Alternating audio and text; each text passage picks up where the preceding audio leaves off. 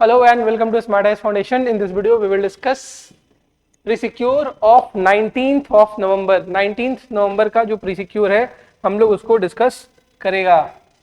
ठीक है, हम लोगों ने नवंबर से pre-secure को थोड़ा सा रीओरिएंट किया है, थोड़ा बहुत चेंजेस किया है, तो हम लोग देख रहे हैं कि उसका इम्पैक्ट भी आपको अच्छा मिल रहा है. हाँ, एक काम आपको और करना होगा, जो ये टॉपिक्स क्वेश्चंस में कवर किए जाते हैं, इन टॉपिक्स के अलावा भी आपको होमवर्क करना पड़ेगा, अन्यथा आपके साथ दिक्कत हो जाएगी. तो आज जो 5 टॉपिक हम लोग कवर करने वाले हैं वो कौन कौन से हैं? सबसे पहला हमारे पास ब्रिक्स है, उसके बाद हमारे पास एशियान है, उसके बाद हमारे पास इन्फ्लेशन है, फिर हमारे पास डीपीएसपी का एक टॉपिक है, फिर हमारे पास एक प्लेसेस इन न्यूज से रिलेटेड टॉपिक है. फर्स्ट क्वेश्चन जो हमारा प्रैक्टिस क्वेश्चन होता है उसको हम लोग डिस्कस कर लेते हैं. फर्स्ट क्वेश्चन क्या है हमारा, आप देख रहे हो ये एमसीक्यू को हमने कुछ दिन पहले ही कवर किया था. जियो स्पेशियल डेटा से रिलेटेड हमारे पास 3 स्टेटमेंट दिया गया है और पूछा जा रहा है कि करेक्ट कौन सा है, तो आप इस आंसर को गलत मत कीजिएगा. चलो, आज का जो फर्स्ट क्वेश्चन है उसको हम लोग बहुत ध्यान से देखते हैं. सबसे पहला क्वेश्चन क्या है, with reference to the BRICS, BRICS के बारे में पूछा जा रहा है. Consider the following statement. ठीक है, जो 3 स्टेटमेंट दिए गए इसको देखते हैं and which of them are correct बताना है. तो सबसे पहला, BRICS countries account for about 35% of world's GDP and trade volume. Second statement, BRICS is seen as a geopolitical force that aims to reform global institutions, challenge existing power dynamics and address the concerns of developing nations on international platforms. Third statement क्या है, the new development bank was established by BRICS member countries with an emphasis on providing funding for space exploration projects and answer नहीं होगा ये and other emerging technologies only. यहाँ पे चीजें हो गई गड़बड़. इसने क्या लिखा, वनली लिखा, मतलब जो एनडीबी बनाई गई है ये केवल और केवल इमर्जिंग टेक्नोलॉजीज में फंडिंग करेगा. ये स्टेटमेंट गलत. ठीक है, 1 और 2 स्टेटमेंट सही है. Almost 35% of the global GDP लेके बैठा हुआ है कौन, ब्रिक्स. ब्रिक्स है क्या, उसको ध्यान से सुनो. एक टाइम था हमारे पास जब दुनिया की मेजर जो जीडीपी वाली कंट्रीज हुआ करती थी वो यूरोप में और यूएस बेस्ड हुआ करती थी. राइट, धीरे धीरे जैसे जैसे टाइम बदला, ग्लोबलाइजेशन का इंपैक्ट आया, वैसे वैसे जो पावर है वो शिफ्ट होने लगा अटलांटिक. यहाँ पे कौन सी ओशियन है, अटलांटिक ओशियन है. अटलांटिक ओशियन से ये पावर शिफ्ट होकर पैसिफिक ओशियन के आसपास आने लगा, जहां पे आपको चाइना दिखती है, ब्राजील दिखता है, इंडिया जैसी कंट्री देखती है. तो जो ये डेवलपिंग कंट्रीज हुआ करते थे, जैसे चाइना हो गए, इंडिया हो गए, ब्राजील हो गए, या अफ्रीका के कुछ कंट्रीज हो गए, इन कंट्रीज को लोन वगैरह में, इंटरनेशनल फंडिंग्स वगैरह में बहुत दिक्कत हुआ करती थी due to dominance of these European countries and US in all international organisations. जितने भी इंटरनेशनल ऑर्गेनाइजेशंस थे, चाहे वो WTO हो, IMF हो, उन सब में फंडिंग वगैरह को लेके इश्यूज आया करती थी. इन लोगों ने क्या डिसाइड किया कि सिंस जो ये इंटरनेशनल ऑर्गेनाइजेशंस हैं ये डेमोक्रेटिक प्रिंसिपल्स पे नहीं चल रही हैं, सिंस इन जो एग्जिस्टिंग इंटरनेशनल ऑर्गेनाइजेशन है, वर्ल्ड बैंक, IMF की मैं बातें कर रहा था, तो जो वर्ल्ड बैंक, IMF, WTO जैसी जो ऑर्गेनाइजेशन थी वहां पे डेमोक्रेटिक स्पिरिट से चीजें चल नहीं रही थी. वहां पर डोमिनेंस था, किसका डोमिनेंस था, यूरोपियन डोमिनेंस था. वहां पे डेवलपिंग जो थर्ड वर्ल्ड कंट्री थी उनके साथ डिस्क्रिमिनेशन होता था. तो इन लोगों ने क्या डिसाइड किया कि अब टाइम आ गया है खुद का ऑर्गेनाइजेशन बनाने के लिए, और एक तरफ हमारे तरफ आता है ब्रिक्स और दूसरा हमारे तरफ दुनिया की सबसे पावरफुल कंट्रीज G7 आती. ठीक है, तो ये G7 में किसका डोमिनेंस है, वेस्टर्न का डोमिनेंस है. ब्रिक्स में किसका डोमिनेंस है, इंडिया, रसिया और चाइना का डोमिनेंस है. तो ब्रिक्स को बनाया क्यों गया ये आपको समझ में आ गया होगा. तो पहला और दूसरा स्टेटमेंट सही है. ये जो एग्जिस्टिंग पावर डायनेमिक्स कह रहा था ये इसी के बारे में कह रहा था जो मैंने अभी आपको बताया. एनडीबी बनाया गया है बट एनडीबी केवल और केवल स्पेस एक्सप्लोरेशन वगैरह में ही इन्वेस्ट नहीं करेगा.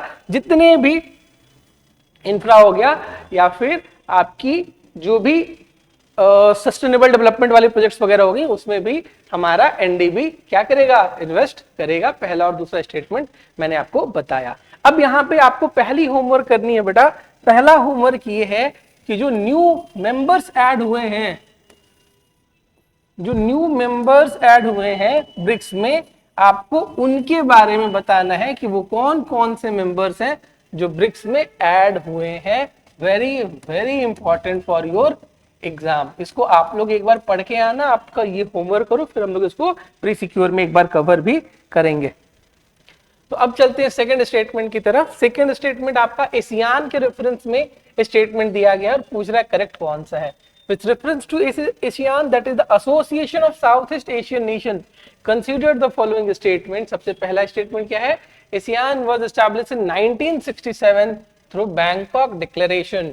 दूसरा, all ASEAN member states are also the member of RCEP, trade agreement था जिसका नाम था रीजनल कॉम्प्रिहेंसिव इकोनॉमिक पार्टनरशिप। बहुत इंपॉर्टेंट था मेंस के लिए। हम लोग जब प्रिपेयर कर रहे थे आज के 10-5 साल पहले, तब ये बहुत ज्यादा न्यूज में हुआ करता था।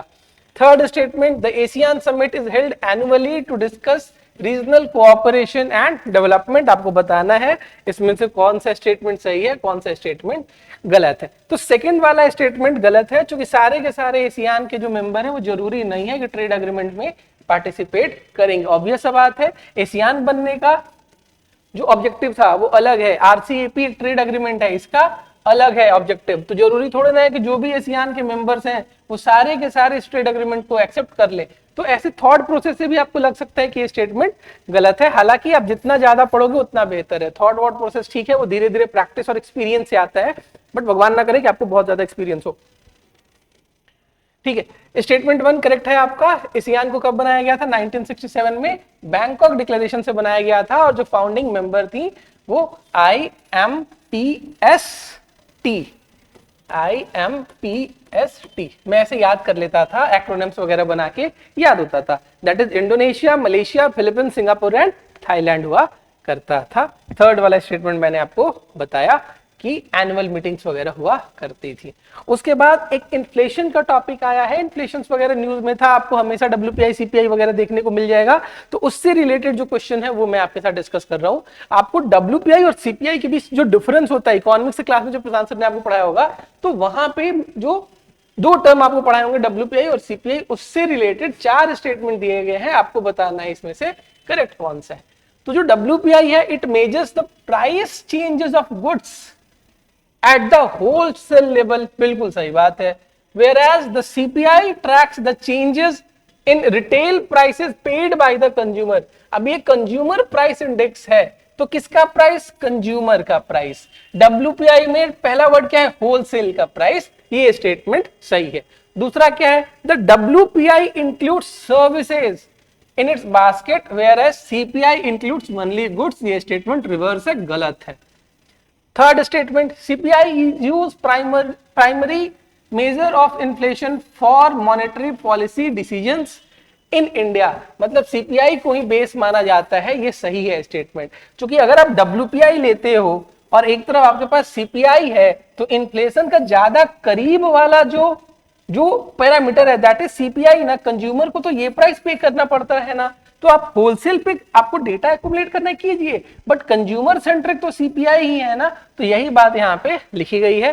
Base year for calculating CPI in India is 2011। गलत है, इट इज 2012। तो the correct statement is option 1 and option 3 is correct. बाकी के 2 स्टेटमेंट गलत है बेटा। बेस ईयर मैंने आपको एक्सप्लेन कर दिया, आपको डिफरेंस एक्सप्लेन कर दिया, और आपको पता होगा कि हमारे पास एक मॉनेटरी पॉलिसी कमिटी है। कंट्री में मॉनेटरी पॉलिसी कैसी होगी, ये पहले RBI बनाता था, ठीक है, अब ये बनाती है मॉनेटरी पॉलिसी कमिटी बनाती है। इसका एक मेन काम, MPC का मेन काम ये है कि इन्फ्लेशन को मैनेज करना है, और इन्फ्लेशन का टारगेट दिया हुआ है, और जो टारगेट है दैट इज 4 ± 2। 4 ± 2 मतलब क्या हुआ? या तो आप 6 चले जाओ, ठीक है, 4 + 2 या 4 - 2 के आसपास आपका आएगा इन्फ्लेशन। ये टारगेट है। फोर्थ स्टेटमेंट मैंने आपको बताया कि बेस ईयर कितना है? 2012, राइट। उसके बाद फोर्थ क्वेश्चन हमारा DPSP के ऊपर है। DPSP के बारे में 4 स्टेटमेंट दिया गया है। The DPSP are non justiciable rights which means they cannot be enforced in the court of law। बिल्कुल सही, पहला वाला स्टेटमेंट सही है, पहला वाला स्टेटमेंट सही होते ही ऑप्शन सी कट गया। Second, the concept of DPSP was borrowed from the constitution of US. बेकार बात है, आयरलैंड वगैरह से लिया था हमने, तो सेकंड स्टेटमेंट भी कट गया। Third, the DPSP aim to establish socio economic democracy in India. Third statement सही है, थर्ड वाला का है, दोनों जगह है, कुछ नहीं कटा।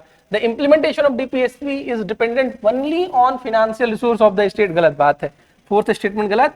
सोशल के साथ फाइनेंशियल के साथ साथ सोशल फैक्टर भी हैं, इकोनॉमिक फैक्टर भी हैं, पॉलिटिकल फैक्टर भी हैं। तो केवल फाइनेंशियल और इकोनॉमिक फैक्टर के चलते डीपीएसपी का इंप्लीमेंटेशन होगा या नहीं होगा ये डिसाइड नहीं होगा। It will be also decided on the basis of social as well as political factors. ठीक है, डीपीएसपी हमने बहुत अच्छे से क्लास में कवर किया है, उसका रिवीजन था, न्यूज में था, इसलिए मैंने आपको कवर करा दिया। Now coming to the last question of the day, that is lake Kariba. Lake Kariba कहां पे लोकेटेड है? तो lake Kariba is located in Zambia और जिम्बाब्वे के बीच में। नेचुरल बॉर्डर फॉर्म करता है दोनों कंट्री के बीच में। दुनिया की one of the largest artificial lake वगैरह है। क्यों? क्योंकि यहाँ पे डैम है। कौन सा डैम? करीबा डैम वगैरह है। बस इतना ही था आपके आज के एग्जाम पॉइंट ऑफ व्यू से। अब मेरी बात बहुत ध्यान से सुनना, जो होमवर्क्स हैं वो होमवर्क आप लोग करते रहो। इन सारे होमवर्क्स के बहुत सारे क्वेश्चन आएंगे, इसके अलग से सेपरेट नोट्स बना लो, नोट्स बना लो। यू विल फील ब्लेस्ड एकदम, बिल्कुल बहुत इंपॉर्टेंट है। ठीक है, दूसरी बात, प्रीलिम्स बहुत पास आ चुका है, आप प्रीलिम्स पे थोड़ा सा फोकस कीजिए। जो स्टैटिक के एमसीक्यूज वगैरह हैं, स्टैटिक के जो कोर कॉन्सेप्ट है उनको रिवाइज कीजिए, प्लस जो करंट के कोर कॉन्सेप्ट है उनको भी आप क्या कीजिए, रिवाइज कीजिए। ठीक है, so on this note pre secure of आज का खत्म। और कमेंट में जो पिन होता है वहीं पे जो पिन कमेंट होता है वहां पे हम पीडीएफ डाल देते हैं, आप उसको देख लेना। Thank you all, good night.